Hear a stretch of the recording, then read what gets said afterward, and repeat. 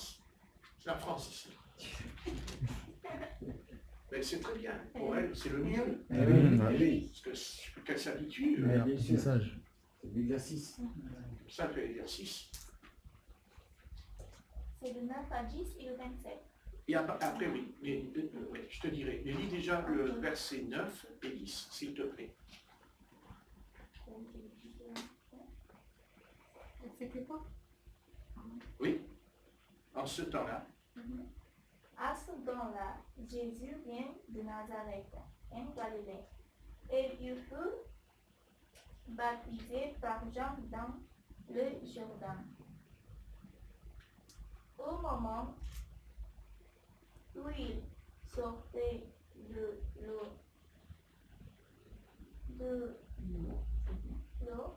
il vit les yeux s'ouvrir et l'esprit descendre sur lui comme une colombe. Amen. Amen. Descendre sur lui comme une colombe. Bien. Donc, après nous passons au verset 21, je vais le lire parce que ce sera trop long. Il dit, ils se rendirent à Capernaum et le jour du Shabbat, Jésus entra d'abord dans la synagogue et il enseigna. Ils étaient frappés de sa doctrine car il enseignait comme ayant autorité et non pas comme les scribes. Il se trouva dans leur synagogue un homme qui avait un esprit impur et qui s'écria, « Qu'y a-t-il entre nous et toi, Jésus de Nazareth? Tu es venu pour nous perdre. Je sais qui tu es, le Saint de Dieu. » Jésus le menaça, disant, « Tais-toi et sors de cet homme. » Et l'esprit impur sortit de cet homme, en l'agitant avec violence et en poussant un grand cri. Tous furent saisis de stupéfaction, de sorte qu'ils se demandaient les uns aux autres, « Qu'est-ce que ceci? Une nouvelle doctrine. » Il commande avec autorité, même aux esprits impurs, et ils lui obéissent. Et sa renommée se répandit aussitôt dans tous les lieux environnants de la Galilée. Amen. Amen. Gloire à Dieu. On va prier. Seigneur notre Père, nous te louons et nous te remercions pour cette merveilleuse lecture, car ce n'est pas seulement une lecture, ce n'est pas un conte, ce n'est pas une légende, mais c'est quelque chose qui s'est passé sur notre terre, dans ce monde, dans lequel nous trouvons ce soir. Et tu veux nous montrer, tu veux nous éclairer, tu veux nous ouvrir l'intelligence et l'esprit, afin que notre vie ne soit pas naturelle, mais surnaturelle. Amen. Et pour cela, tu nous as donné le baptême dans le Saint-Esprit. Parce que tu nous as promis que tu ne nous laisserais pas seuls, que tu ne nous abandonnerais pas, que tu ne nous laisserais pas orphelins, mais que nous aurions un Père céleste dans notre vie, et que ce Père céleste, eh bien, s'est manifesté, s'est révélé, et ce soir, il est en nous, parce que, justement, ce Père céleste, c'est ton esprit. C'est la nature du Seigneur qui est en nous. Nous allons voir avec ton aide, avec ton secours, combien il est important de voir qu'un mauvais esprit peut transformer la vie d'un homme à quelque chose d'épouvantable, d'horrible, quelque chose de terrible. Mais nous te remercions d'avance parce que s'il y a un mauvais esprit, il y a aussi ton esprit. Amen. Et le combat, Seigneur, est rude et dur entre le diable et entre le Christ. La bataille est redoutable parce qu'elle se situe non pas, Seigneur, dans ce monde, mais dans l'autre monde. Mais grâce soit rendue à ton esprit, nous allons recevoir de toi la capacité, l'autorité. Nous allons pénétrer dans une sphère qui n'est pas naturelle, mais surnaturelle. Et c'est à cela que tu as parlé à quelque chose d'important. Tu avais choisi Israël pour combattre les Amoréens, les Jébusiens, les Philistins, les enfants d'Anak. La bataille et la guerre avaient été déclarées par le Dieu d'Israël, mais ceci n'a pas changé, bien que l'apôtre Paul nous dit que nous n'avons pas à combattre, à lutter contre les hommes, mais contre les puissances des ténèbres qui sont dans les lieux célestes. La bataille, la guerre est ouverte entre Satan et l'Éternel, et rien n'a été ôté de l'Ancien Testament, mais tout simplement tout a été transporté dans le surnaturel. Nous te remercions car ton peuple, ton Église, est appelé à recevoir ce grand et merveilleux baptême dans le Saint-Esprit. Et quand nous le recevons, eh bien, quelque chose d'extraordinaire, de merveilleux va se produire en nous. Nous allons être complètement changés, transformés.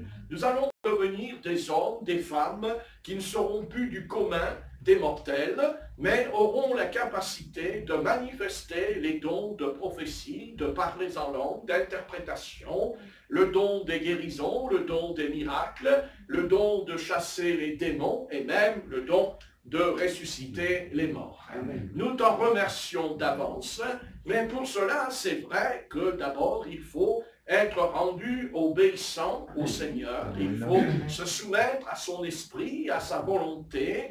Il faut obéir. Tout est là dans l'obéissance. Car tu as dit au travers de Samuel, au premier roi d'Israël, qui avait désobéi à ton commandement, que l'Éternel n'est pas intéressé par les sacrifices, mais par l'obéissance. Nous te remercions, nous te louons, nous t'adorons, car la première obéissance, c'est d'abord de t'adorer, de te servir dans ta maison. Nous te bénissons, nous te louons, nous t'adorons, nous célébrons ton nom. Même si nous ne sommes pas capables de prier le Maître, mais nous sommes capables de le louer. Nous sommes capables de l'adorer. Nous sommes devant le Christ, le même Christ que nous avons lu là, maintenant. Il est là, il est là, il est présent, il est au milieu de nous. Il nous l'a promis, 2 ou 3 réunis en mon nom. Je suis présent et je suis au milieu d'eux. Merci notre Maître. Tu es le Maître des esprits. Heureusement que tu contrôles notre esprit, car sans ton esprit, il y a bien longtemps qu'on t'aurait abandonné, qu'on t'aurait renié, qu'on t'aurait délaissé. Mais grâce soit rendue à Jésus-Christ, parce que nous avons reçu le Saint-Esprit.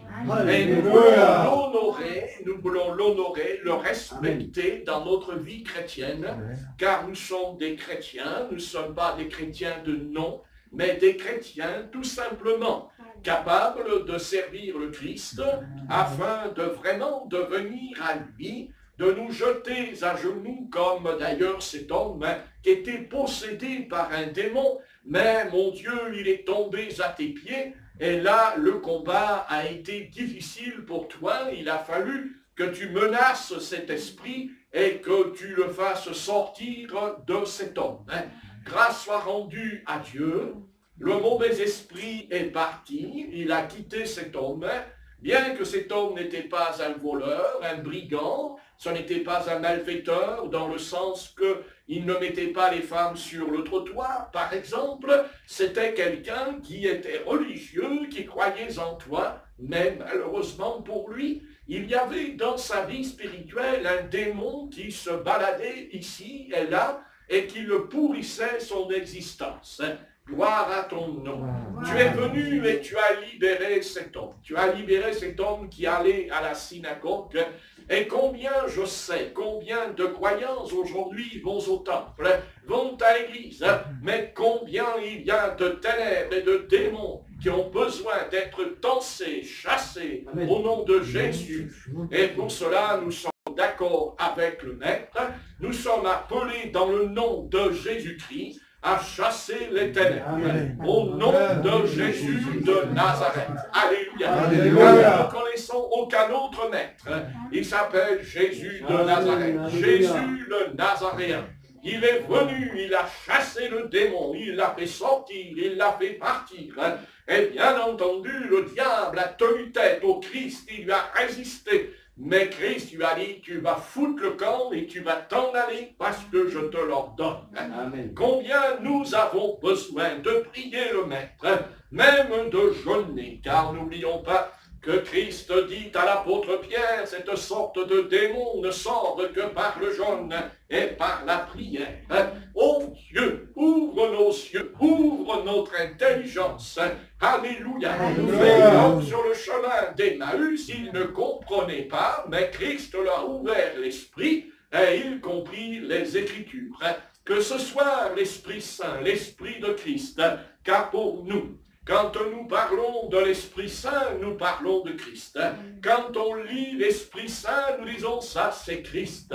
Ah, c'est Jésus. Alléluia. Alléluia. Nous n'avons pas d'autre esprit dans le sens de l'éclairage. Quand on dit, monsieur, madame, est-ce que vous avez reçu le baptême dans le Saint-Esprit? Automatiquement, nous sommes branchés avec le Christ. Pour nous, notre Sauveur, c'est Christ. Il est le libérateur. Alléluia. Il nous a délivrés non seulement des ténèbres, mais il nous a délivrés de l'ignorance. Il nous a libérés du péché, de l'esclavage, de l'iniquité. Il nous a transportés dans le royaume de son amour. Et ce soir, nous l'adorons. Alléluia. Nous l'adorons parce que vraiment, il est un sauveur merveilleux. Ah, Jésus, Jésus de Nazareth, dans cet âge d'obscurantisme, dans cet âge de ténèbres, nous avons besoin d'annoncer le Christ. Et c'est de lui qu'il est question dans l'Écriture. Nous le savons, le prophète Ésaïe parle de lui comme étant un agneau qui va ôter le péché du monde. Et Jean-Baptiste lui-même, un homme simple, vivant dans le désert, se nourrissant de sauterelles et de miel sauvage, habillé simplement, mais pourtant, quand il a vu ce jeune homme de 30 ans qui est entré dans l'eau du Jourdain, et Dieu sait qu'il en a baptisé des Juifs, mais voilà, ce jeune homme arrive, alléluia, il dit, regardez, voici l'agneau de Dieu qui ôte le péché du monde. Gloire à Dieu, alléluia. Et ce soir, nous sommes heureux parce que non seulement nous croyons en Christ, mais nous croyons quelque chose en nous qui nous donne la paix, qui nous donne la joie, alléluia. C'est-à-dire, il a ôté notre péché. Et quand Christ ôte le péché, il enlève la condamnation, il enlève le jugement éternel. Alléluia, il nous a menés dans le royaume du salut qui est en Christ, parce que pour nous, en dehors de Christ, il n'y a point de salut, il n'y a point de délivrance, il n'y a point de victoire. Il est le centre de l'univers, il est cette chose énorme, la croix a été dressée, alléluia. Et là, le diable était en colère, les ténèbres ont environné le Christ autour de la croix. Mais Christ a dit, c'est vrai, mon Dieu, pourquoi m'as-tu abandonné? Et l'Éternel voulait faire comprendre à Israël, comme à nous ce soir, que l'Éternel ne peut supporter le péché. Dieu ne supporte pas le péché. Et là, oh oui, il ne veut pas le péché. Et c'est pour cela que même son Fils unique a été abandonné. Ah mon Dieu, les hommes l'ont frappé, ils lui ont donné des coups de fouet, ils lui ont arraché la barbe, les cheveux, ils l'ont traité qu'à moins de rien. Mais la chose la pire qui ait pu arriver au Christ, c'est qu'il a dit, mon Dieu, pourquoi m'as-tu abandonné? Il était là entre le ciel et la terre, lui, le saint, le pur, sans péché, sans iniquité. Ah mon Dieu, tu as abandonné ton Fils parce que le péché, tu en as horreur. Amen. Eh oui, Dieu a horreur du péché. Et si Dieu a frappé son Fils à cause du péché, alors combien la colère de l'Éternel est sur l'humanité ce soir. Amen. Mais il y a l'Église qui prie afin que la porte qui est ouverte, quand nous parlons de l'Église, nous parlons d'une porte qui est ouverte, afin que les âmes n'aillent pas en enfer, mais rentrent dans le paradis. Alléluia. Oh mon Dieu, tu as encore de la patience, tu as encore de la bonté, tu as encore de l'amour. Car si tu ne reviens pas nous enlever, c'est parce qu'il y a encore des pécheurs, des pécheresses qui doivent entrer dans le royaume de Dieu. Oh Jésus-Christ, alléluia. Eh oui mon Dieu, quand nous sommes décourageux, c'est à eux que nous devons penser. Quand nous sommes abattus, nous devons penser à eux. Et nous pensons à tous ceux qui ne sont pas entrés, et nous pensons à ceux qui sont sortis. Nous te prions de les ramener. Nous te prions de les conduire sur le chemin du bon berger. Alléluia. Gloire à ton nom. Esprit Saint, Esprit de vie. Alléluia.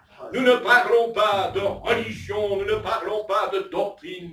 Nous laissons cela de côté, les impositions des mains, l'onction d'huile et tout cela. Non, nous sommes là parce que ce soir, eh bien, une porte est ouverte. Amen. Afin qu'un pécheur, une pécheresse qui entend la voix de Christ puisse entrer. Entrer non pas dans un lieu, mais entrer dans le salut. Oh mon Dieu, alléluia. Gloire à ton nom. Donne à ton Église d'être sobre. Donne à ton Église d'être en prière, afin d'intercéder, de prier comme les sacrificateurs, pour que les pécheurs entrent dans le royaume des cieux. Alléluia, alléluia. Gloire à ton nom. Au nom de Jésus de Nazareth. Alléluia. Gloire à ton nom. Gloire à ton nom. Alléluia. Loué soit l'Éternel. Gloire à son nom. Alléluia. Gloire à l'Éternel. Alléluia. Gloire à l'Éternel. Alléluia. Jésus de Nazareth. Alléluia. Gloire à ton nom. Ah, voyage, la veranda et la ronde à Sante. Alléluia. Jésus. Gloire à ton nom. Tu as ouvert la porte des cieux, et pour cela tu en payas le prix. Tu versas le sang sur la croix, afin que le pécheur soit sauvé. Ô pécheur, toi qui entends la voix de ton maître, ne résiste pas, mais viens et donne-toi. Il paya le prix de la rançon, sur la croix il mourut. Il prit sur lui ton péché, afin de te pardonner. Te pardonner, c'est aussi te purifier, car il n'y a point d'entrée dans le royaume des cieux, si notre âme n'est pas purifiée. Et pour cela, il nous a lavés par le sang de l'agneau. Alléluia, le sang de l'agneau. Alléluia. Gloire à Jésus. Gloire à ton nom. Gloire à ton nom. Nous ne saurions pénétrer, mon Dieu, dans ton sanctuaire sans le sang. Nous n'oserions même pas ouvrir la bouche devant ta face, ô Éternel, tellement tu es saint. Mais tu nous as couverts de ton sang. Le sang de Christ nous a lavés, nous a purifiés de toute iniquité, de tout péché. Et il nous a libérés de tout esprit de condamnation, de culpabilité. Ah oui, il est le Fils de Dieu. Voilà la différence entre la religion des hommes et le christianisme, car le christianisme a pour but de nous laver et de nous purifier, de nous laver dans le sang de Christ. Alléluia. Gloire à ton nom. L'Éternel est venu aussi pour purifier son temple. Il est venu pour laver la salle de son temple. C'est pour cela que Christ est venu, afin de nous débarrasser de tout ce qui encombre sa demeure, son sanctuaire. Quand il est venu en Israël, non seulement il trouva les démons sans cesse autour de lui, mais il entra dans le temple de Jérusalem et il trouva les vendeurs, il trouva les voleurs, il trouva toutes sortes de choses. Mais le Seigneur prit un fouet et il nettoya la maison du Dieu vivant et vrai. Et ce soir, nous te prions, notre Dieu, afin que ton esprit nous enlève tout ce qui encombre notre esprit. Amen. Afin que notre esprit ne soit pas encombré par le doute, mais encombré de choses qui nous empêchent de te servir dans le réveil de l'esprit. Car nous savons que nous avons besoin plus que jamais d'un réveil. Amen. Et nous prions afin que tu envoies le réveil dans ton église. Alléluia. Gloire à ton nom. Gloire. Nous n'avons pas besoin d'un réveil protestant, ni d'un réveil méthodiste. Non, nous ne voulons pas d'un réveil pentecôtiste. Ça, c'est trop vieux, c'est trop abîmé. Le vêtement est complètement fluté, il n'y a plus Amen. rien. Mais nous voulons d'un réveil où Dieu va nous donner un vêtement nouveau, un vêtement neuf. Alléluia. Mais ce vêtement sera semblable à un prêtre, un sacrificateur. Car Dieu nous a sauvés pour faire de nous des sacrificateurs, c'est-à-dire des prêtres Amen. qui vont prier, intercéder, afin que les péchés soient ôtés. Car l'Église a reçu le pouvoir, car Christ dit aux apôtres, vous avez le pouvoir de retenir les péchés parfaitement. Et ce soir, nous prions, car nous avons reçu l'autorité et la mission de prier, afin que ceux qui rentrent en contact avec nous soient libérés, délivrés de tout péché et de toute iniquité. Alléluia. Alléluia. Gloire à ton nom. Nous ne sommes pas une église de péché. Nous sommes une église de sainteté. Alléluia. Il n'y a pas d'église s'il n'y a pas de sainteté. Le véritable étendard de l'église, c'est la croix, mais la croix est synonyme de pureté, de sainteté. Amen. Alléluia. Alléluia. La croix, c'est quelque chose qui nous lave, qui nous purifie. C'est quelque chose non seulement qui me lave, mais crucifie en même temps le moi. Crucifie le guédon. Alléluia. Gloire à ton nom. La croix de Golgotha, la croix de Christ ne s'arrête pas simplement à un lavage. Nous ne sommes pas là pour nous baigner. Nous ne sommes pas entrés dans une baignoire. Non. Nous sommes entrés dans un océan immense qui est l'Esprit de Dieu. Et pour cela que Dieu nous baptise du Saint-Esprit afin de nous amener dans l'océan infini de l'éternité. Alléluia. L'Esprit de Dieu vient alors, c'est vague sur vague, qui vient sur nous. Alléluia. Gloire à l'éternel. Gloire à son nom. Alléluia. Gloire à l'éternel. Alléluia. Gloire à son nom. Alléluia. Gloire à son nom. Gloire à l'éternel. Et qu'est-ce qui amène la mer à avoir des vagues qui sonnaient que le vent qui souffle à la surface?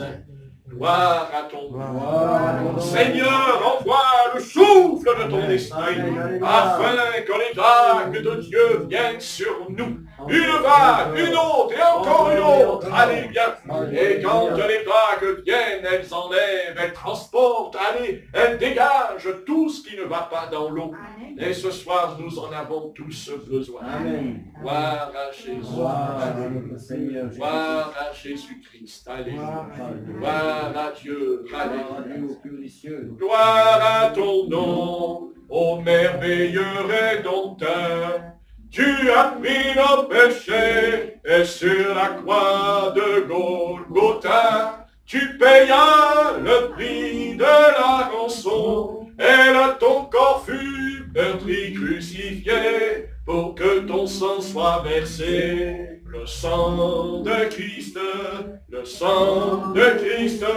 m'a lavé de tout péché, m'a lavé de tout péché, et pour cela que je puis le louer. Alléluia. Comme dira David, heureux l'homme où le péché ne peut plus l'accuser. Plus d'accusation, plus de condamnation, parce que Christ a payé le prix de la rançon. Payé le prix du salut, personne ne peut payer, mais Christ l'a fait pour nous sauver. Alléluia. Gloire à son nom. Alléluia. Ô Israël, réveille-toi de ton sommeil. Ô Israël, réveille-toi, écoute la voix de l'Éternel. Alléluia. Israël, peuple choisi, Jérusalem, cité des saints, toi, ô Israël, dont la parole a été versée dans ton sein, pourquoi t'es-tu éloigné de l'Éternel, le Dieu d'Israël? Et toi, l'Église, ne reste pas dans cet état, ne reste pas dans la passivité, mais réveille-toi, alléluia. Et pour cela, réveille-toi, prends les armes de l'esprit et combat le bon combat de la foi. Alléluia, gloire à son nom, alléluia. Allez, gloire à son nom, ô Église, réveille-toi de ton sommeil, alléluia. Réveille-toi, Église, prends le flambeau et va de l'avant, et tu verras ce que Christ peut faire encore dans ce temps. Le temps lui appartient, et pour lui, la parole ne changera jamais. Le ventre de Marie, eh bien, c'était le Saint-Esprit. Amen. Le Saint-Esprit couvrira ton sein. Hein? Et il dit, et le Saint-Enfant qui naîtra sera appelé Fils de Dieu. Mais on ne peut pas être fils de Dieu si on ne vient pas, si on n'est pas né de l'Esprit Saint.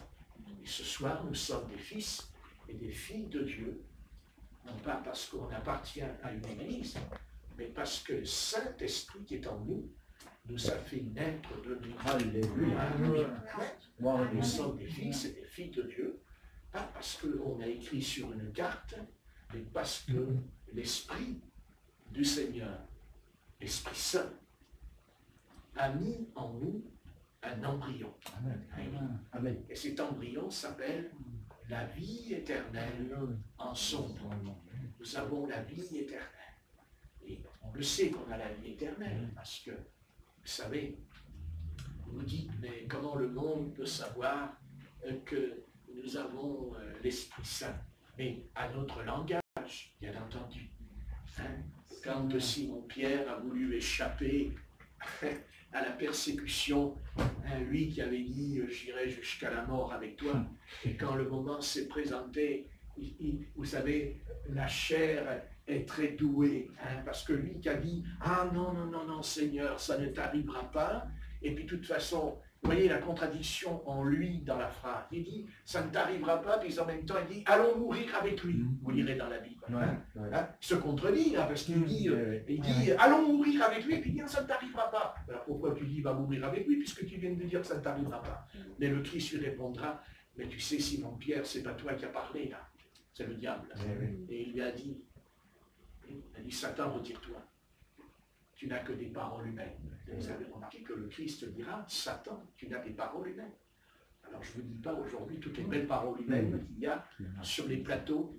Hein, vous savez que dans ce pays, nous sommes un pays, c'est le plus grand pays qui s'appelle le pays des dialoguistes. Vas-y, ça y va les dialogues, ça y va les dialogues.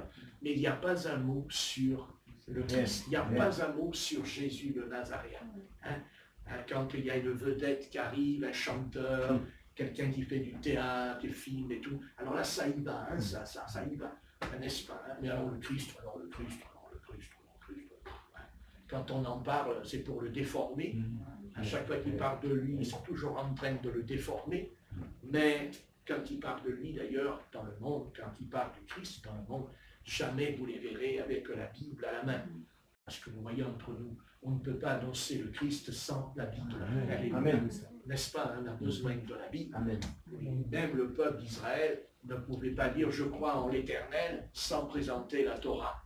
Parce que Dieu a donné la Torah sur le mont du Sinaï. Hein? Quand l'Éternel fait sortir Israël du pays d'Égypte, il conduit son peuple à la montagne du Sinaï. Enfin, il dit à son peuple, tu restes en bas de la montagne. Hein? Ne monte pas là-haut parce que, heureusement qu'il ne les a pas fait monter là-haut, l'Éternel, hein, parce que vous savez, avec ce qu'ils ont fait, hein, ils seraient tous morts. Et c'est pour ça que l'Éternel a dit, vous resterez en bas de la montagne, il a même dit, même un chien ne devra pas toucher la montagne parce qu'il va mourir. Alors, si un chien va mourir, n'est-ce pas qu'il n'est pas un être humain, alors qu'en est-il de nous? Et c'est pour cela que, pour moi, le christianisme aujourd'hui ne colle pas avec ce livre. Et on a besoin que l'Esprit, parce que je répète, ce n'est pas par l'intelligence d'un homme qu'on peut comprendre ce livre, mais c'est par l'Esprit Saint. Et quand je dis l'Esprit Saint, je rajoute l'Esprit de Christ. Comme le dit d'ailleurs le texte au sujet de l'apôtre Paul, il dit le Saint-Esprit ne permet pas d'entrer en Béthanie, n'est-ce pas? Vous voyez un petit peu les choses. Quand je pense que nous, on va où on veut, on fait ce qu'on veut, et que l'apôtre Paul, lui, il dit l'Esprit de Jésus. Est-ce que nous avons l'Esprit de Jésus en nous? C'est pas si sûr que ça. On l'a, mais quand ça nous arrange. Vous savez que dans nos vies, on fait des choses qui nous arrangent. Hein? Ça nous arrive. Par exemple, quand vous rangez votre maison, vous prenez un objet, vous le mettez là, et puis vous ne savez pas pourquoi, le lendemain, vous vous réveillez, vous passez devant, vous dites, oh, ça ne colle pas, vous le prenez, toc, vous le mettez ailleurs. Vous voyez? Après, vous le reprenez, hop, vous le mettez ailleurs. Vous voyez? Hein, mais on ne pose pas la question, on dit, Seigneur, où veux-tu que je le mette l'objet? Le Seigneur dit, mets-le sur ta tête. Sur ta tête? Oui, mets sur ta tête. Hein? Parce que l'objet que tu as représente qui tu es aussi.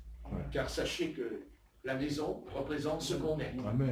D'ailleurs, quand le peuple d'Israël est tombé dans le péché, la maison de Dieu, elle était abîmée, elle était délabrée, abandonnée, n'est-ce pas? Hein, quand Israël, au temps de Jérémie, quand le peuple d'Israël va partir en déportation à Babylone, vous avez remarqué que le peuple, il est délabré. Les enfants, ils sont complètement abandonnés. Il dit que le peuple d'Israël offrait leurs fils en sacrifice à Moloch. Vous voyez, mais où ça a conduit?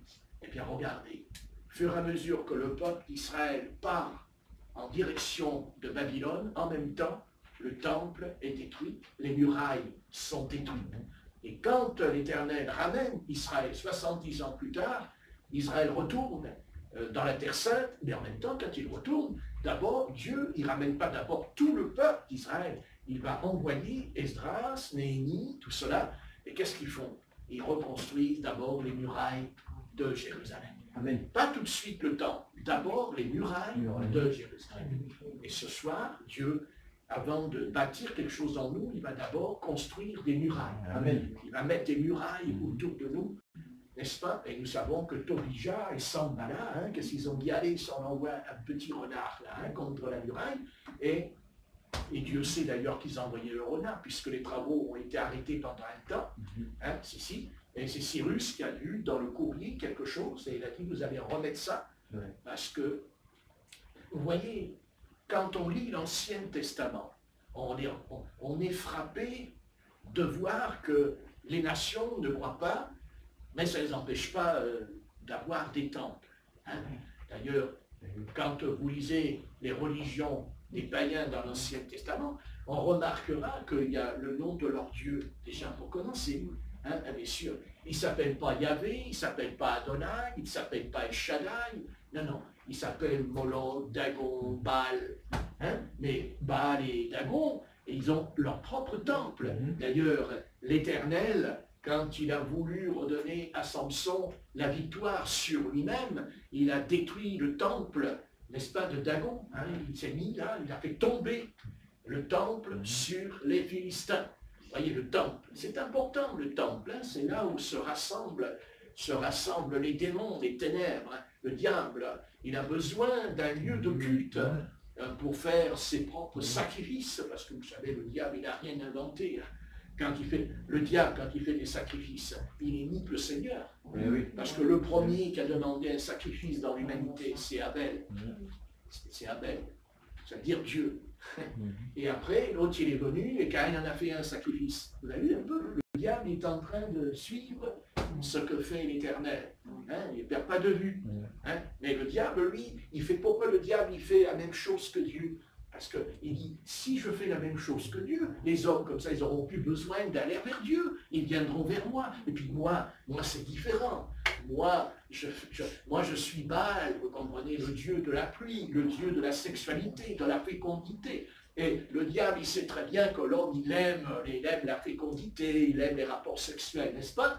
Il sait que la chair, elle aime ça. Alors, Satan a dit, tiens, je vais faire appel à un démon qui va s'occuper de ça. Et il s'appelle Baal. Eh oui, il s'appelle Baal. Si vous croyez si vous pensez qu'aujourd'hui Baal, il est mort, il n'est pas mort du tout, Baal. Et je dirais même, et je vous signale, que Baal, Astarté, Moloch, Dagon, on est frappé de voir que quand le peuple d'Israël comprend, parce que vous voyez, quand l'Éternel entre dans le peuple d'Israël, Dieu dit à Israël, peuple choisi.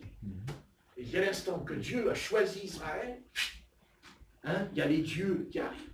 Les dieux, les Dagon, Moloch, et tout là, ils arrivent, là, vous savez. Le diable, il a envoyé, parce que vous voyez, il n'a pas envoyé un démon, il en a envoyé plusieurs. Baal, c'est un démon, Astarté, c'est un démon, Messie. Et Satan, il a dit, allez, venez.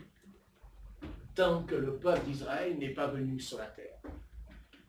Mais quand Israël est devenu une nation, croyez-moi, c'est curieux de découvrir qu'on nous parle de Dagon, on nous parle de Baal, on nous parle d'Astarté, et j'en passe d'autres. N'est-ce pas? Dès l'instant que le peuple d'Israël, oui, quand on dit Israël, on sait ce qu'on dit, hein? On dit Israël. On ne dit pas, oh Israël, ouais, c'est une nation, la France, l'Amérique, la Chine, ah, c'est une nation, c'est le nom. Mais non, Israël, c'est pas seulement une nation. Israël, c'est un homme qui s'appelait Jacob. Amen. Et qui a été brisé au torrent de Jacob. Et Dieu lui a dit, l'ange, pardon, lui a dit, tu ne t'appelleras plus Jacob, mais tu t'appelleras Israël. C'est-à-dire celui qui a vaincu le prince de Dieu. Amen. C'est pareil pour nous. Qu'est-ce que le diable il en a à faire de cette église aujourd'hui? Mais il rigole, il se marre de cette église, n'est-ce pas? Il y a des millions de gens qui passent dans la rue, ils voient l'église catholique romaine. Oh, regardez, c'est ancien, c'est vieux, ça a été construit au Moyen-Âge et tout cela, la Renaissance et tout. Le diable dit, mais vous avez raison, puis alors allez-y, on va faire plein de livres dessus, on va écrire ceci, on va écrire cela. Mais pendant ce temps-là, le pécheur qui passe devant, son âme est perdue. Son âme est perdue. Et quand le Christ a dit, je bâtirai mon église, c'est pas pour faire des monuments. Quand il parle de son église, il parle comme Jacob, tu t'appelleras plus Jacob, tu t'appelleras Israël, c'est-à-dire que quand tu entres dans le corps de Christ, qui n'est pas un bâtiment, mais qui est toi, nous formons le corps de Christ. Amen. Mais on ne peut pas être membre de ce corps si nous ne sommes pas passés par la repentance. Vous comprenez? Qu'est-ce que vous voulez? Aujourd'hui, on bâtit des églises sans la repentance. Mais il n'y a pas de fondement. On n'a pas creusé. Le Christ dira, quand on bâtit, il dit, il faut creuser. Il y a beaucoup d'églises qui sont bâties sur du sable. Vous me dites, oui, mais ce n'est qu'un bâtiment. Il n'y a rien. Ah, l'église, ça commence par un pécheur qui donne sa vie à Christ. Et Christ lui répond, voilà, je suis en train de bâtir l'église. Et après, il y en a une deuxième. Il y en a une troisième. Vous comprenez? Amen. Et ce soir, nous sommes l'église du Seigneur. Amen. Alléluia. Mais pas l'église du Seigneur d'aujourd'hui. Nous sommes l'église qui remonte dans le livre des Actes des Apôtres. Et cette église, elle commence par quoi? Repentez-vous, soyez baptisés au nom de Jésus-Christ pour la rémission de vos péchés. Et c'est fini après. On rentre à la maison et je suis sauvé. Et vous recevrez le don du Saint-Esprit. Gloire à Dieu. Gloire à Dieu. Eh bien, je reviens à ce que j'ai lu, je m'en éloigne pas, comme j'ai l'habitude de faire toujours des petits détours. Pas du tout. Même le Christ, qui est le chef de l'Église, eh bien, il a reçu le baptême dans le Saint-Esprit. Et quand le Christ a reçu le baptême du Saint-Esprit, sa vie a complètement changé. Car jusque-là, il ne guérissait pas les malades, il ne chassait pas les démons. Non, la Bible dit que jamais il nous est parlé qu'avant 30 ans, il ne nous est pas dit que le Christ s'était manifesté publiquement, faisant des prodiges et des miracles. Donc ça veut dire que la vie du Fils de Dieu, c'est le Fils de Dieu qui n'était pas seulement le Fils de Dieu, mais le Fils de l'homme, et aussi le Fils de David pour Israël. Il n'y a pas que cela. Jésus était un charpentier. On l'oublie ça, que Jésus de Nazareth était un charpentier qui travaillait de ses mains pour gagner sa vie. Mais ce charpentier, un jour, eh bien, il va recevoir l'Esprit. Et je vous dis tout de suite que quand Christ a reçu le Saint-Esprit, c'est fort étonnant que les enfants d'Israël ont dit d'où vient cette sagesse. Vous direz, ce qui veut dire que quand on reçoit le Saint-Esprit, on va devenir sage. Alléluia. D'après la Bible, hein, je pense que c'est ça. On reçoit le Saint-Esprit, on devient sage. Hein, on devient intelligent. Hein, intelligent, mais on est intelligent. Oh, je t'en parlerai de cette intelligence. Hein, oui. On est très intelligent. Non, non, ça c'est sûr. Par contre, on est tellement intelligent que l'année prochaine, nous pourrons prendre le taxi volant. C'est intéressant. Vous voyez, ils ont montré tout à l'heure les taxis qui vont voler. Pour de bon, l'année prochaine, vous pourrez prendre un taxi volant. Non, non, c'est vrai. Vos informations, vous verrez. Vous voyez, on arrive loin. Hein? Alors ça y va, hein? Ça y va, la science, la science, la science, la science. Hein? Enfin, bonjour les accidents. Là, vous savez, une fois que le taxi va tomber en bas, là, enfin, ils enverront peut-être, ils enverront les taxis pompiers aussi. Peut-être que les pompiers auront un taxi, les polices auront un taxi, les ambulances elles vont voler. Enfin voilà, on va tous voler. Remarquez, nous aussi on va voler, mais un peu plus haut que les taxis. Alléluia. Alléluia. Vous voyez, c'est un rapport. Hein. Ça n'a pas l'air comme ça. Hein. Vous voyez, c'est peut-être un signe de l'enlèvement dans le sens des choses. L'enlèvement. Vous voyez, c'est intéressant. Hein. Bon, ben, il y a que les taxis viennent vite l'année prochaine. Ça peut-être qu'on va être enlevé en 2020. Hein. Voilà. Bien aimé, on n'est pas fou. On est loin d'être fou. Au contraire, on sait très bien où on va. Et nous savons une chose. Moi, il y a une chose qui m'intéresse. Vous savez, dans nos vies, on peut introduire plein de choses. On peut introduire la radio, on peut introduire la télévision, on peut introduire des livres. Mais ça, c'est du vent. Amen. Mais dans ta vie, introduis l'Esprit Saint. Laisse introduire le Saint-Esprit dans ta vie. Hein, tout à l'heure, quand vous êtes monté, vous n'êtes pas entré dans la maison. Voyez, vous êtes resté devant la porte. Hein? J'ai dit que je suis sous la douche. Voilà. Marquez, j'ai fait exprès de prendre la douche. Au moins, j'aurai une excuse pour pas qu'il rentre dans la maison. Non, mais je dis ça parce que c'est la pensée que j'ai eue devant le Christ. Il ne faut pas mentir. J'ai dit, tu prends la douche, comme ça, il ne rentre pas. Je ne savais pas comment faire. Je n'avais pas leur dit, vous n'entrez pas dans la maison. Alors j'ai dit, Seigneur, comment je fais? Va sous la douche. Alors, bien sûr, c'est la pensée que j'ai eue. Ils ne rentreront pas. Ils ne vont quand même pas rentrer que c'est sur la douche, quand même. Hein, attendez, je ne suis pas terrible hein, comme gars. Bon, alors, hein, oui, c'est ça les pensées de l'homme. Hein, les pensées. Mais devant Dieu, ça ne marche pas. Devant l'Éternel, ça ne fonctionne pas. Vous voyez, on ne peut pas prêcher là le Christ et puis en même temps, il y a des choses. C'est pour ça que Dieu pénètre. Mais ça, vous l'avez un petit peu compris, vous êtes intelligent. Vous avez bien compris pourquoi j'étais sous la douche. Donc, bien sûr, surtout Stéphanie, elle a compris. Je l'avais compris, oui. Bien sûr, tu es intelligente, toi. Donc, voilà. Ça, on l'aurait pas fait, frère. Comment? On l'aurait pas fait, on ne serait pas rentré. Heureux pour moi. Voilà. Il n'y a que Corinne qui a le droit de rentrer. Elle est rentrée hier soir. Et Corinne, j'ai fait rentrer dans la salle de bain, elle fait « Oh !» Ça fait. Elle dit « Oh, la salle de bain !» J'ai dit « Bon, t'es courageux quand même, c'est bien. » Ouais, je me fais des compliments tout seul. Je pense pour elle. Ça me fait du bien. Bien aimé, quand le Saint-Esprit est entré dans la vie de Jésus, c'est pas compliqué, vous savez.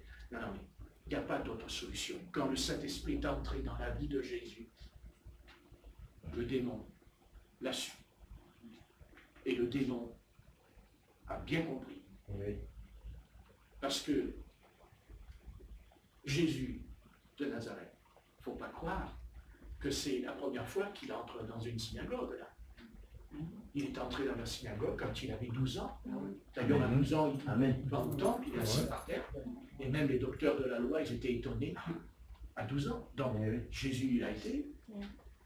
Et d'ailleurs, il a été, puisque à un moment donné, il rentre en Galilée, il le connaissait, puisqu'il rentre dans la synagogue, on lui remet le rouleau, et il tombe dans Ésaïe 53, et il dira, aujourd'hui, cette écriture est accompli. Et alors là, ils le foutent dehors, et ils veulent l'envoyer en bas de la falaise, n'est-ce pas? Et Jésus passa au milieu d'eux, c'était pas l'heure. Et c'est pour vous expliquer le Christ, combien de fois il a été dans la synagogue.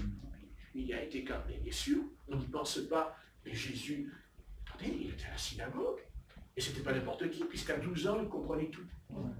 Mais on ne sait pas ce qui s'est passé, parce que les historiens, les narrateurs, à l'époque, peut-être que l'Esprit Saint ne voulait pas qu'on en parle, on ne sait pas. Mais on sait qu'une chose, c'est qu'à l'âge de 30 ans, quand il entre dans le Jourdain et qu'il se fait baptiser, et d'ailleurs, même Jean-Baptiste ne voulait pas le baptiser. Il a dit non, mais moi je ne le baptise pas, c'est moi qui ai besoin d'être baptisé. Bon, ça c'est... Non mais, excusez-moi. Quand je pense à certains évangélistes aujourd'hui, ils ne ressemblent pas du tout à Jean-Baptiste. Parce que déjà, ils ne ressemblent pas à Jean-Baptiste, vous savez, déjà par leurs habits. Puisqu'il dit que Jean était habillé. Hein? Amen. C'est pour... Et la nourriture. Il y a ce soir. Je n'ai pas dit que ce soir vous rendrez ou vous faites son travail. Je dis simplement que ça ne ressemble pas à ces évangélistes qu'il y a aujourd'hui sur les vidéos. Hein? Ce n'est pas ça du tout. Non. Ouais, je ne veux pas avoir affaire à ces gens-là. Écoutez, qu'ils restent où ils sont, ça ne m'intéresse pas. Et de toute façon, entre nous, ils ne seront jamais intéressés ici. Parce que si jamais ils viennent ici, ils vont se sentir tellement misérables au fond d'eux-mêmes en disant mais qu'est-ce que c'est misérable comme Église, mais moi je leur dirais mais c'est vous qui êtes misérables. Parce que vous n'avez rien compris à la parole du Seigneur. Vous n'avez rien compris du tout. Parce que vous voyez, quand on est conduit par le Christ, on ne cherche ni la vanité, on ne cherche ni à être grand et important. Parce que ne croyez pas que ces évangélistes internationaux que vous voyez, c'est, vous savez, l'orgueil, la jalousie qu'il y a entre eux. C'est eux. Parce qu'ils veulent se faire un nom. Et sans compter l'argent qui va rentrer aussi. Mais ça, excusez-moi du terme, peut-être que je parlais comme Jean-Baptiste, d'ailleurs tous les prophètes ont souvent un langage qui choque. Tout ça, ça pue. Et ça sent mauvais.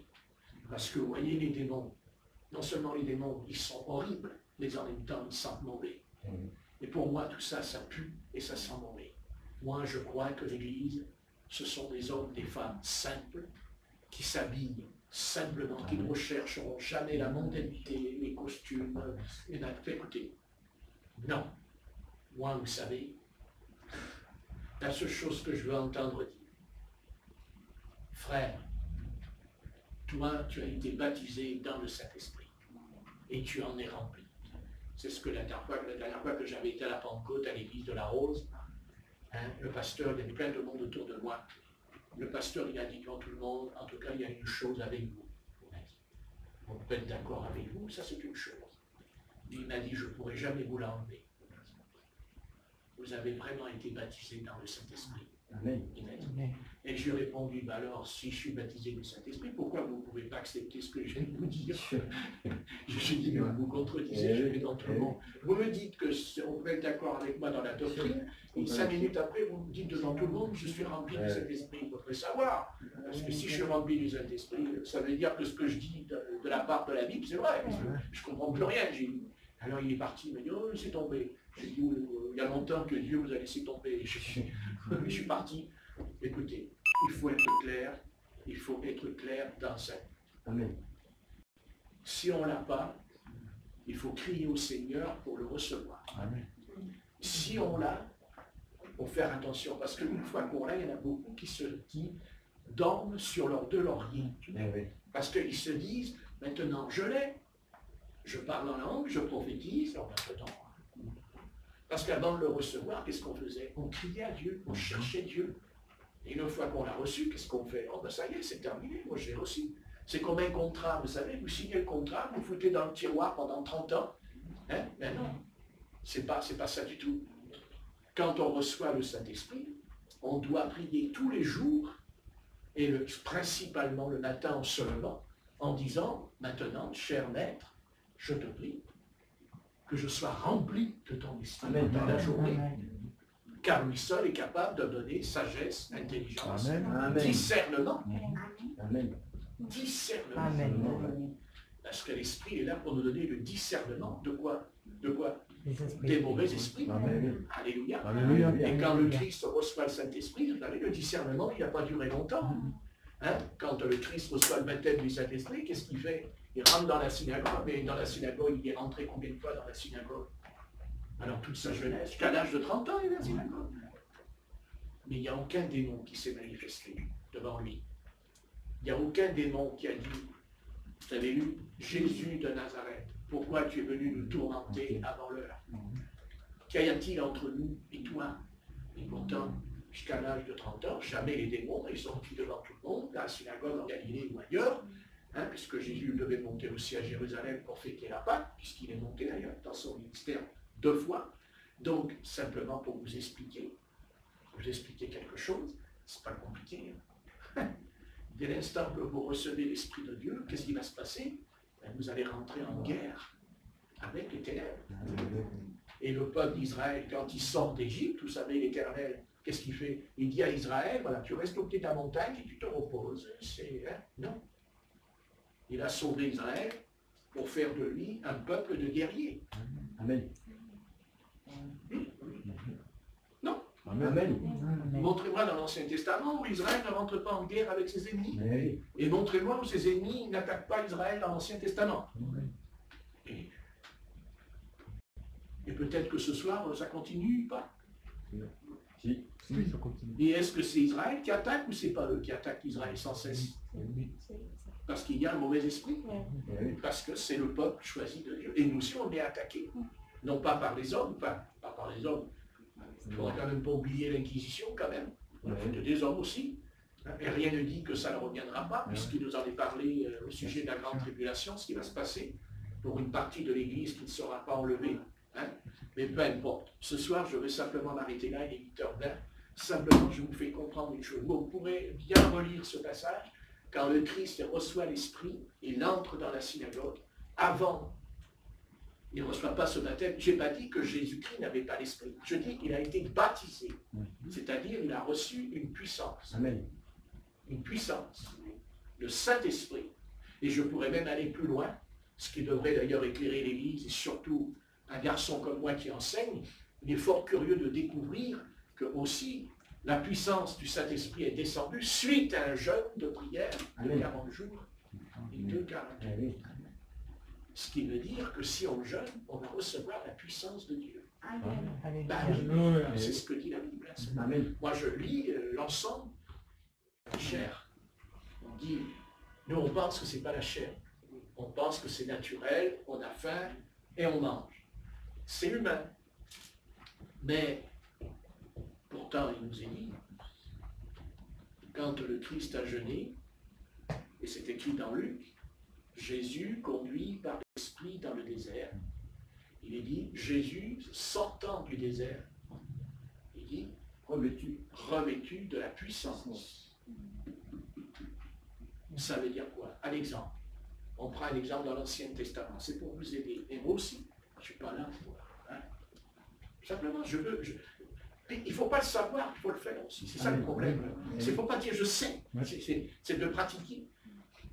C'est quoi la puissance de Dieu dans l'Ancien Testament et dans le Nouveau Testament? Je prends un exemple, c'est pas compliqué. Un jour, il y a un jeune homme qui est dans les champs, il est en train de passer la charrue, et là, il y a un prophète qui arrive dans le champ. Il s'appelle Élie. Amen. Et quand Élie vient vers Élisée, hein, le prophète Élie ne dit pas, tu sais, l'Éternel a parlé en rêve, puisque c'est en rêve que Dieu lui a dit, tu vas oindre Élisée, tu vas oindre Azaël aussi, tu vas oindre Jéhu aussi. Hein, ça en fait des oindres. Hein, un grand mystère quand même, hein, tu vas oindre. Ça change un peu du feu qui descend du ciel. Vous voyez, pour une fois, il ne fait pas descendre le feu, mais il va oindre. Alléluia. Non mais c'est bien. Hein? Voilà, comme Jésus qui est oint aussi dans le Jourdain. Hein, c'est un oint. C'est pour ça qu'il dit le Messie, ça veut dire le oint de l'Éternel, Christ. Et il va oindre. Et quand il y arrive, il regarde Élisée, il salue, bonjour, voilà, le Seigneur t'appelle, et puis attention, il t'appelle et tu vas prendre ma place. Ah bon? Moi? Je vais prendre ta place. Ah bon? Je vais ouvrir le Jourdain? Ouais. Je vais ouvrir le Jourdain, moi, comme toi? Ouais. Ouais. Ce que tu ne sais pas, c'est qu'un jour tu diras, où est le Dieu d'Élie? Et le Jourdain s'ouvrira. Seulement, le Jourdain ne s'est pas ouvert comme ça. La première chose que l'Éternel fera chez Élisée, il dit, voilà, il prend le manteau d'Élie, et il met le manteau sur le corps d'Élisée. Le manteau, ce manteau, c'est la puissance du Seigneur. Et ce manteau, le Seigneur veut nous le donner. Peut-être qu'on n'en veut pas, parce qu'il y a un prix à payer. Ah bon? Le salut, il y a un prix à payer. Non, c'est gratuit. Mais pas le baptême du Saint-Esprit, il va falloir le demander au Seigneur. Et quand il met le manteau, qu'est-ce que fait Élie? Il met le manteau et il dit, souviens-toi de ce que je t'ai fait. Pourquoi? Parce que quand Élie a reçu l'Élysée, quand il reçoit le manteau, il est loin. Et cette onction ne le quittera jamais. Seulement, cette onction qu'il reçoit, elle est encore, on va dire, allez, on va prendre un mot humain, elle est petite. Hein? Il reçoit une petite onction par rapport à ce qu'il est dans le domaine spirituel. C'est-à-dire qu'il est laboureur, il passe à charrue, ça veut dire qu'il n'est pas prêt encore. Mais puisque nous savons que Élie a fait 8 miracles et Élisée en a fait 14. Mais c'est lié aussi au manteau. Au manteau. Hein? La puissance du Seigneur. Donc, il reçoit la puissance du Seigneur et ce soir, on peut aussi nous dire au Seigneur, voilà, Seigneur, voilà, Seigneur, donne-moi le manteau. Je lui dis, mais je vais te donner le manteau d'Élie, moi. Mais je vais vous le donner. Mais je veux vous le donner. Ce que vous comprenez pas, c'est que je veux vous le donner. Seulement, voilà. Si Dieu nous donne le manteau d'Élie, c'est pas pour aller dans le monde.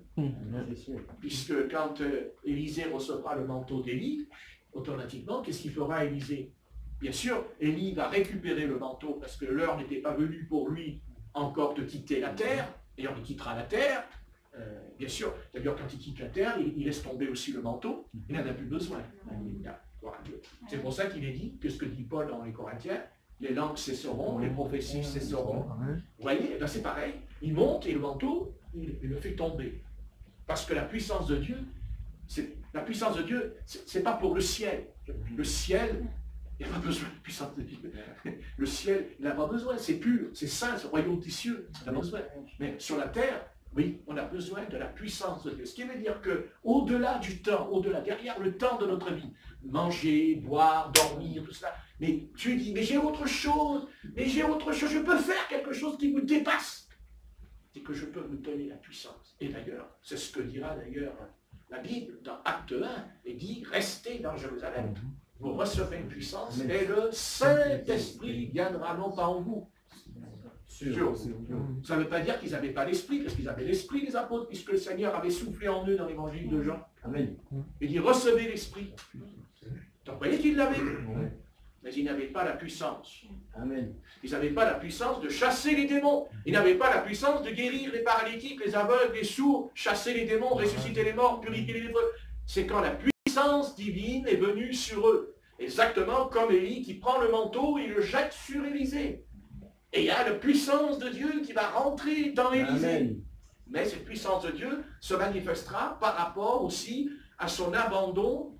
C'est-à-dire qu'il va abandonner. Et qu'est-ce qu'il fait? Il va quitter sa famille. Il va quitter le lieu où il habite. Il va même casser sa charrue.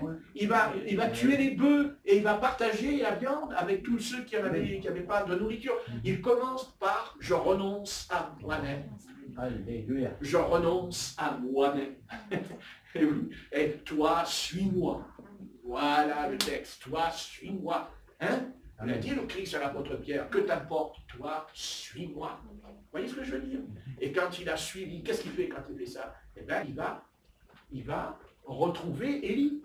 Il va en direction, et Élie, qui d'ailleurs il l'appellera son maître. C'est son maître. Et Élisée va être à l'école d'Élie pendant quelques années, on ne sait pas combien de temps, mais il va rester à l'école. Et comme ce soir, nous sommes à l'école de Christ, parce que nous avons reçu le Saint-Esprit, c'est ce que dira l'apôtre Paul dans Éphésiens, il dira, nous sommes à l'école de Christ. À l'école, c'est Christ. Nous sommes dans une école. Et on ne peut pas être prophète. C'est pas parce que Dieu a mis le manteau sur Élisée qu'il a été prophète tout de suite. Et pas plus ce soir que nous allons être un évangéliste ou un docteur ou un pasteur ou ce que vous voulez dans l'église ou un diacre, un ancien, un évêque. Non, c'est pas le titre. C'est l'onction. Amen. Et quand il reçoit l'onction, il est conduit étape par étape. Et bien entendu, le moment ultime de sa vie va arriver, c'est que Dieu dit maintenant, tu es prêt, c'est l'heure, tu vas prendre la relève, mais attention, ne crois pas que tu vas pouvoir faire des choses comme ça dans le royaume de Dieu simplement parce que je t'ai appelé. Et Élie lui posera la question, il lui dit, que veux-tu que je fasse pour toi? Et il répondra, et la bonne réponse, ça c'est la bonne réponse, mais c'est la plus belle. Écoutez, vous pouvez dire tout ce que vous voulez. Excusez-moi, je fais un peu de gymnastique, mais ça me détend le corps parce que j'ai mal partout. Donc, c'est spécial, c'est spécial. Donc, voilà, hein, il dit, d'accord, non, il te faut le manteau. Et le manteau, il a déjà reçu, mais il l'a repris, Élie. Mais quand Élie va monter, et vous savez, c'est des choses extraordinaires. Vous voyez, le manteau, la puissance de Dieu, le manteau, la puissance de Dieu, ça a amené le char de feu même, qui est venu. Amen. Le char de feu est venu. Vous vous rendez compte jusqu'où ça peut aller, la puissance. On ne sait pas où ça peut nous conduire, la puissance de Dieu. Et c'est bien dommage qu'on n'est pas trop intéressé à ça. Hein? Oui, ça fait réfléchir un peu. Hein? Et là, il dit, donne-moi une double portion de ton esprit. Alléluia. Oh, dis donc, il n'a pas dit, donne-moi des sous pour aller au restaurant, donne-moi des sous pour acheter une voiture. Hein, comme aujourd'hui, les pasteurs, ils ont des gros 4x4, grosses voitures. Mais qui se les garde, les 4x4? Moi, je préfère la puissance de Dieu. Amen. Le 4x4, excusez-moi. Hein. Non, mais c'est vrai. Voilà. Non. La puissance de Dieu. Il dit, je veux la puissance de Dieu. Parce que si j'ai pas... si j'ai pas la puissance de Dieu, je me sens léger. Il me manque quelque chose. Oh, il me manque quelque chose. Et vous savez, tant qu'on ne reconnaîtra pas qu'il nous manque quelque chose, tant qu'on ne peut pas admettre sa part en nous, alors Dieu nous laissera dans notre état. Et si on veut que notre état change, et j'en ne connais pas d'autres, c'est l'Esprit du Seigneur. Amen. Et d'ailleurs, quand je vous ai parlé du Christ, quand il entre dans la synagogue, il dira, il dit quoi? Il dit, je suis oint. Vous lirez, je suis oint de l'Éternel. Et là, il dira, guérir les malades, libérer les captifs. Vous lirez le texte dans Luc, n'est-ce pas? Je suis oint. Et moi, je dis franchement, je ne connais pas l'onction qui ne guérit pas les malades. Arrêtons, cocorico, hein, comme Pierre le matin. Non. Si l'onction, je ne parle pas du Saint-Esprit qu'on a reçu quand on est né de nouveau. Ne me dites pas ce que je n'ai pas dit. Vous avez reçu le Saint-Esprit, vous ne pourriez pas être sauvé. Parce que personne ne peut dire Christ est mon Seigneur. Voilà. Mais je parle de l'onction du Saint-Esprit. Qu'est-ce que c'est l'onction? C'est quoi l'onction? Il est dit dans l'Ancien Testament, quand tu prendras les bassines, quand tu prendras les cymbales, les verres, tout, il dit, tu mettras de l'huile dessus. C'est-à-dire l'onction. Et le Seigneur veut nous donner l'onction du Saint-Esprit. Et si on reçoit l'onction du Saint-Esprit, nous chasserons les démons et on guérira tous les malades. J'ai dit pas nous, l'onction du Saint-Esprit. Et c'est ça qui manque, l'onction du Saint-Esprit. La connaissance est une chose, mais il ne me sert à rien si je ne fais pas l'expérience. Vous comprenez? Et Élie dira, d'accord, ok. Mais il lui a dit, tu demandes quelque chose de difficile. Et c'est ça qu'on ne veut pas lire, ça. On ne veut pas le lire, ça, hein? Difficile. Et nous, on croit qu'on va recevoir les choses de Dieu comme ça. Ça va vous tomber du ciel comme ça. Non. Et il dira, quand tu verras le manteau qui va tomber. Et là, c'est intéressant. Et c'est pour ça que je comprends mieux la phrase quand les fils des prophètes diront à Élisée, tu sais que ton maître va être enlevé. Vous vous rendez compte? Quelle école? Quelle école? D'abord, Élisée avait l'école des prophètes après. N'est-ce pas? Il répond, je sais, 3 fois. je sais. Et n'oubliez pas, à 3 reprises, quand le prophète Élisée répond aux fils des prophètes, vous savez que c'est les fils des prophètes, c'est les fils à papa. Vous connaissez les fils à papa? Hein? Hein? Il n'y a pas des fils à papa ici. Hein? Non, tout le monde fait comme ça. Non. Hein? Et des filles à papa? Oui, il y en a. Ah bon? Il y en a une en tout cas. Elle s'appelle Stéphanie. Hein? Fille à papa, c'est-à-dire capricieuse, parce qu'on a eu tout ce qu'on veut. Hein? Et bien, les fils des prophètes, ils étaient capricieux. Mais pas Élisée. Parce qu'Élisée, lui, il a été à l'école d'Élie, il était formé par Élie. C'est-à-dire à la dureté, à la discipline. Hein? Et il dira, tu me demandes quelque chose de difficile. Et c'est étonnant parce qu'il dira, ton maître va être enlevé, il dit, je sais. Et quand il pose la question, il dit, je voudrais une double portion. Et il dit, quand tu verras le manteau descendre. C'est bizarre quand même, le manteau descend. Et comment le manteau il peut descendre, puisque quand on meurt, on va dans la poussière de la terre. Non? Alors comment le manteau il peut descendre? Parce qu'il était enlevé. Oui, mais pourquoi il le savait? Il le savait, puisqu'il dit, quand tu verras. Il savait, il avait reçu. Vous vous rendez compte? Hein?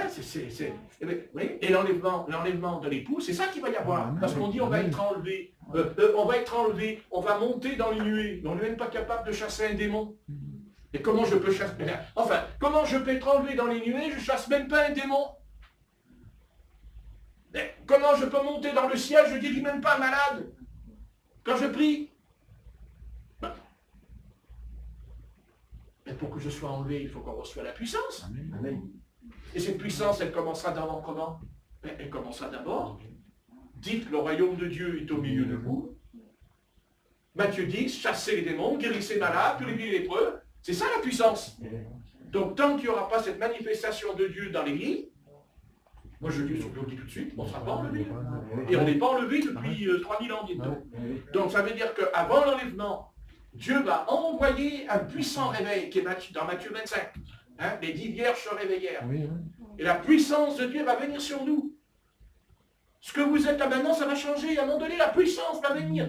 L'église de Jésus-Christ va recevoir la puissance de Dieu. Et cette puissance ne s'arrêtera pas simplement pour guérir les malades.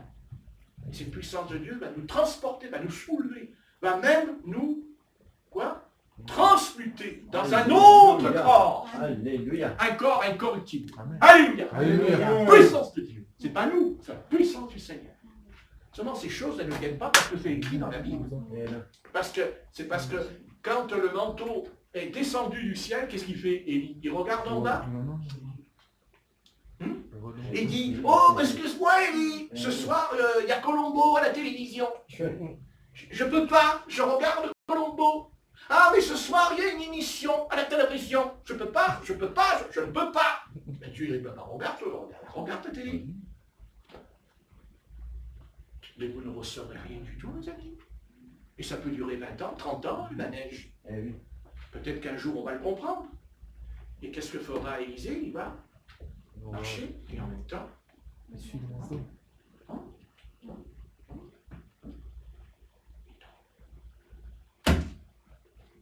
ramasse. Qu'est-ce qu'il fait? Il va en direction du Jourdain. Et il prend le manteau. Et il dit, où est le Dieu d'Élie? Où est le Dieu d'Élie? Et là, on voit que c'est un homme qui était humble.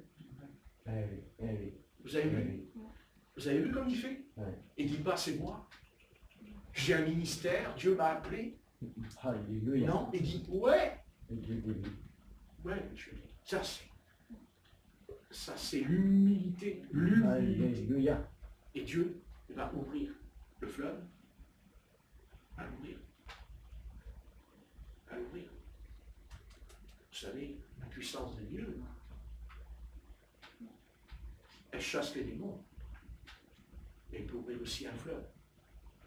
Et même elle a ouvert la mer Rouge, la puissance de Dieu. Et je vous signale que Élisée, quand il reçoit l'onction, d'ailleurs il recevra une double onction. Parce que je vous ai dit tout à l'heure que Élie a fait 8 miracles et Élisée en a fait 14. Comme quoi la parole de Dieu, elle sait compter. Double. Je vais m'arrêter. Écoutez bien. La puissance de Dieu qui était sur Élie est venue sur Élisée. La puissance de Dieu qui était sur Moïse, elle est venue sur Josué. Amen. Et qu'est-ce que fait Moïse quand il a la puissance de Dieu? Il ouvre la mer Rouge. Mais quand Josué reçoit la puissance de Dieu, qu'est-ce qu'il fait? Il ouvre le Jourdain. Parce qu'Israël a traversé le Jourdain. Et c'est Dieu qui va ouvrir le Jourdain. Mais à seule différence entre entre Moïse et Josué, il y a une différence. C'est que la première fois, Dieu n'a pas demandé à Israël de mettre les pieds dans l'eau. Ah oui. Mais avec Josué, il a dit, mettez les pieds Amen. dans l'eau. Ça veut dire qu'ils étaient plus mûrs. Ok, 40 ans après, hein, elle mûrit les gars. Hein. Enfin, pas l'ancienne génération, la nouvelle. Parce que l'ancienne, elle n'est pas rentrée dans le pays. Amen. La nouvelle génération. Dieu, il s'est compté encore. Hein. Donc ça veut dire qu'à un moment donné, ça veut dire, Seigneur, Jésus, pardonne-moi. Purée, c'est pas possible que je suis la tête dure aussi, moi. Ça veut dire que quand ils ont mis les pieds, ça veut dire qu'à un moment donné, ces choses-là que Dieu nous a promis dans la Bible, on ne peut pas les recevoir comme Israël la première fois où Dieu a tout fait pour eux. Mais la deuxième fois, Dieu a dit, tu mettras les pieds dans le Jourdain. Ça veut dire que nous avons fait un effort. Amen. On doit faire notre part. Amen. Amen. Ça veut dire, il dit, chercher, frapper, demander. Écoutez bien, c'est à vous.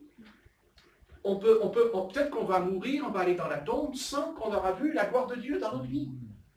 Ou soit on veut voir la gloire, parce qu'il faudrait parler de la gloire de Dieu.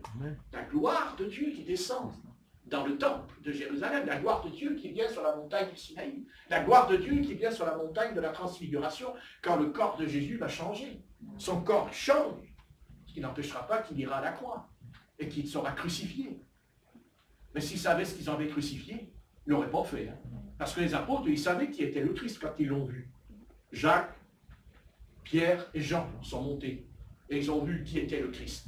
Puisqu'il y a Élie et Moïse qui sont venus parler avec lui au sujet de son retour à Jérusalem. Oh, Youlou! Puis ça arrive là. Oh, ben Zoulou, toi. Hein? C'est pas beau ça? Amen. Mais c'est pas beau ça? Mais ça veut dire que ça existe vraiment? Eh oui. Ça veut dire qu'il y a l'au-delà. Ça veut dire que dans l'au-delà, c'est Alléluia. énorme. Puisqu'il y a Élie et Moïse qui apparaît, qui parle avec lui. Pourquoi tu fais toi? Hein? Ah, mais mon Dieu. Ça veut dire que nos bien-aimés qui sont partis avant nous, eh bien comme Élie et Moïse, on les verra. Alléluia. On les verra. Tu dis bonjour, c'est moi. C'est ta voisine, c'est ton voisin. Le voisin. Ah, ça se fait que j'ai pas été aimable. Ça se fait que j'ai pas dit bonjour quand je descends les escaliers. Ah non, mais il n'est pas sauvé, qu'est-ce que j'en sais? Alors on va arrêter. Seigneur, merci pour ta grâce. On verra.